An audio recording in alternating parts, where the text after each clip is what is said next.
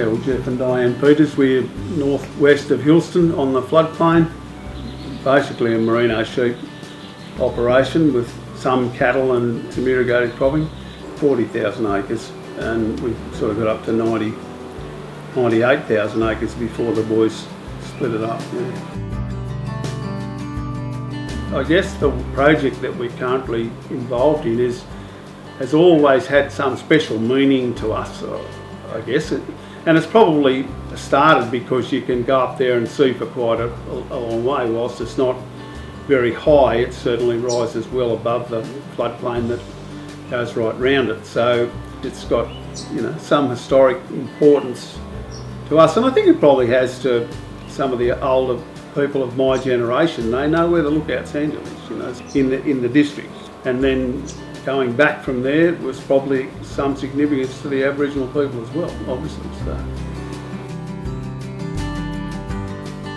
My name's Martin Driver, and I'm, I suppose, a field ecologist and landowner, and have worked in this sort of ecological field in Western New South Wales most of my working life.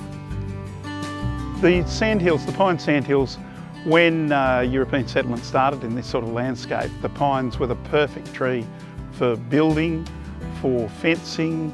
They are representative of a former landscape. Ecologically, they're really important to a whole range of species that would have been here, and that they are in decline because there has not been regeneration or active regeneration on, except for small areas, for many, many years.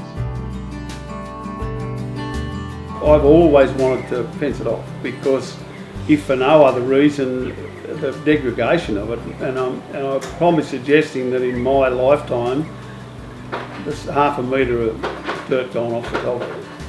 So if we take away the grazing pressure, that's going to make a massive difference to the rehabilitation of that sandhill. So that would be my key message, is really that you've just got to start doing things and being prepared for when these sort of long-term events happen. If you get a regeneration event and haven't got the fence up, well, you've lost it. So get the fence up, be prepared, do all the pre-preparation, the weed control, rabbit control, be in place to capture the time when it happens, because it will happen and you just don't know exactly when. Yeah. Your own landscape is the standard. It's, what you see is what you've always seen, and the changes are so very gradual.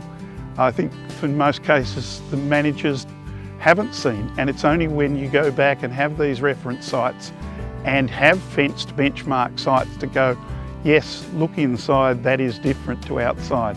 Here are the changes that are occurring, and then it is both an inspiration and a benchmark for moving your management. Hats off to Andrea. She got this project started and said, do I know anyone that might be interested? I said, yeah, me. So it's gone from there, and so it's all quite exciting really for me. It's quite exciting to have the people there this morning and having a look, and it's obviously of some historical importance to more than just us, to the First Nations people as well. So it's nice to have it protected and somewhere where people can go.